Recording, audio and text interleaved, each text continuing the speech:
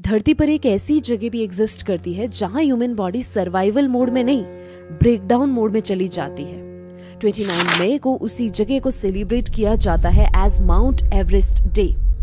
29 मई 1953 को तेंजिन नॉर्गे और Edmund Hillary ने पहली बार माउंट एवरेस्ट समिट करके हिस्ट्री क्रिएट की थी। लेकिन एवरेस्ट फैसिनेटिंग सिर्फ इसलिए नहीं है क्योंकि ये दुनिया का हाईएस्ट माउंटेन पीक है। फैसिनेटिंग इसलिए है क्योंकि साइंस के हिसाब से ह्यूमंस वहां सरवाइव करने के लिए डिजाइंड ही नहीं है।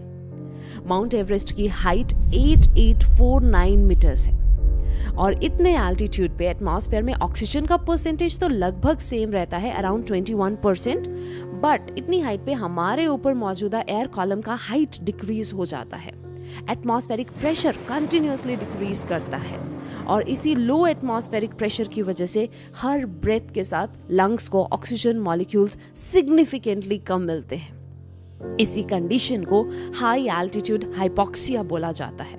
रिजल्ट, बॉडी को सफिशिएंट ऑक्सीजन नहीं मिलती, ब्रेन फंक्शन स्लो होने लगता है, डिसीजन मेकिंग वीक हो जाती है और सीवियर केसेस में हैलुसिनेशन और इवन डेथ तक हो सकती है। इसीलिए एवरेस्ट पर 26,000 फीट के ऊपर वाले रीजन को डेथ जोन कहा जाता है, क्योंकि उस एल्टीट्यूड पर ह्यूमन बॉडी एक्लेमेटाइज नहीं कर पाती। बॉडी ग्रेजुअली अपने टिश्यूज को ब्रेक डाउन करना स्टार्ट कर देती है just to maintain the vital functions. Simple words में वहां बॉडी सरवाइव कम और डिटीरियोरेट ज्यादा करती है।